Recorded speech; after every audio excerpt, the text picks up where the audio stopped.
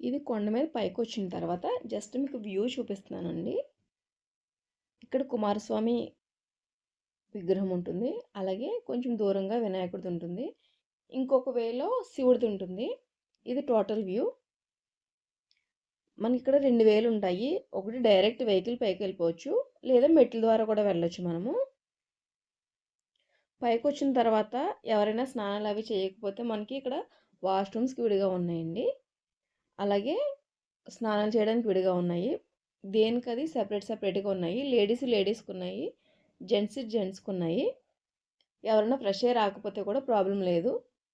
అలాగే మనకి సోప్స్ కానీ షాంపూస్ కానీ అన్నీ కూడా పక్కన అవైలబుల్గా ఉన్నాయండి. దానికి కూడా ప్రాబ్లం లేదు. మనం ఇక్కడ స్నానం చేసిన తర్వాత మనకి ఇక్కడ మీకు ఆ వైట్ బిల్డింగ్ కనిపిస్తుంది కదా, అది మనకి ఫ్రీ షెల్టర్ హాల్ అండి. అక్కడ మనం కాసేపు కావాలంటే విశ్రాంతి తీసుకోవచ్చు.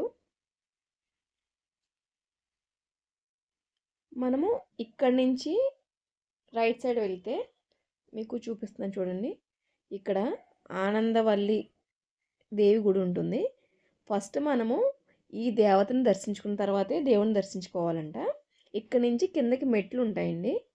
ఎక్కువ మెట్లు ఏమి ఉండవు, కొంచెం కిందకి. అదొక్కడ మీకు కనిపిస్తుంది కదా, అదే టెంపుల్. అది చాలా చిన్నగానే ఉంటుంది. మనం ఇలా మెట్ల ద్వారా వెళ్తే మనకి ఒక 2 మినిట్స్లో వెళ్ళిపోతాము.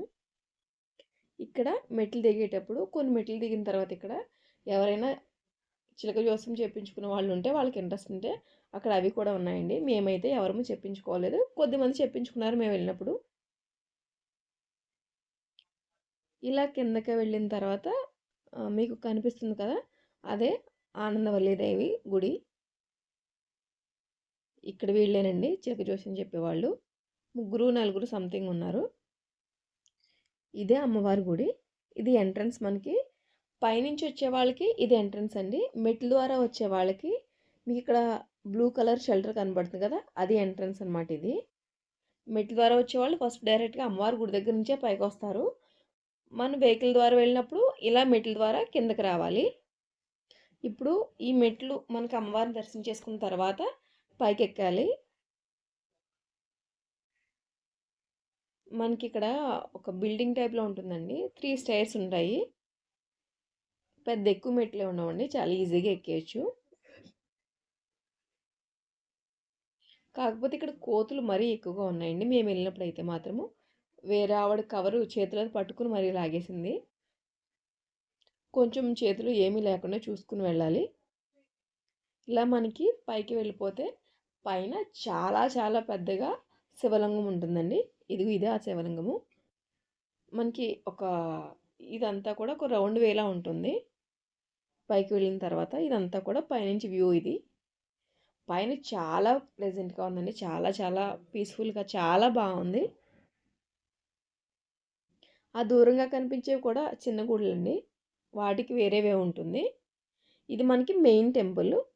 ఇది మెయిన్ టెంపుల్కి వెళ్ళే దారి అనమాట. మీకు ఇక్కడ నేను మెట్ల వరకు చూపిస్తాను. నేను లోపలికి వెళ్ళి వీడియో తీయలేదండి. ఎవరు అబ్జెక్షన్ చెప్పలేదు, కానీ నేనే తీయలేదు. ఎందుకంటే మనకి జనరల్గా పూజారులు చెప్తారు కదా లోపల తీయకూడదని, అందుకని తీయలేదు.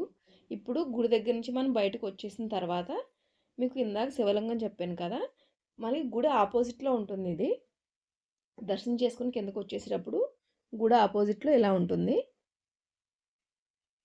ఈ శివలింగం చూసేసుకున్న తర్వాత మనకి కిందకి ఇలా వెళ్ళేటప్పుడు మెట్లు ఉండవండి, ఓన్లీ ఇలా ఈవేనే ఉంటుంది. పక్కన ఈ మొక్కలు కానీ అసలు ఆ వాతావరణం అంతా కూడా చాలా చాలా బాగుంది. మేము వెళ్ళింది కూడా మార్నింగ్ కాబట్టి ఎండ కూడా అంతగా లేదు, చాలా బాగుందండి. ఇప్పుడు మనము ఇలా కిందకి దిగిన వెంటనే దీనికి ఆర్చ్ ఉంటుందండి. ఆర్చ్కి ఎదురుగా నందీశ్వరుడు విగ్రహం ఉంటుంది. అది చాలా చాలా పెద్దగా ఉంటుంది. అసలు చాలా అంటే చాలా పెద్దగా ఉంటుంది.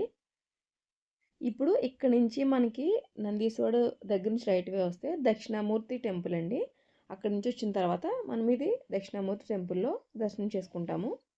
దక్షిణామూర్తిని దర్శించుకున్న తర్వాత ఇందాక మనం మెయిన్ టెంపుల్కి వెళ్ళడానికి మెట్లకి వెళ్ళాం కదండి, అలా మెట్లు ఎక్కలేని వాళ్ళకి ఇక్కడ లిఫ్ట్ ఉందండి.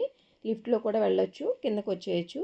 నేను ఇచ్చిన ఇన్ఫర్మేషన్ మీకు యూజ్ అవుతుంది అనుకుంటే తప్పకుండా ఒక లైక్ చేసి షేర్ చేయడం మాత్రం మర్చిపోకండి.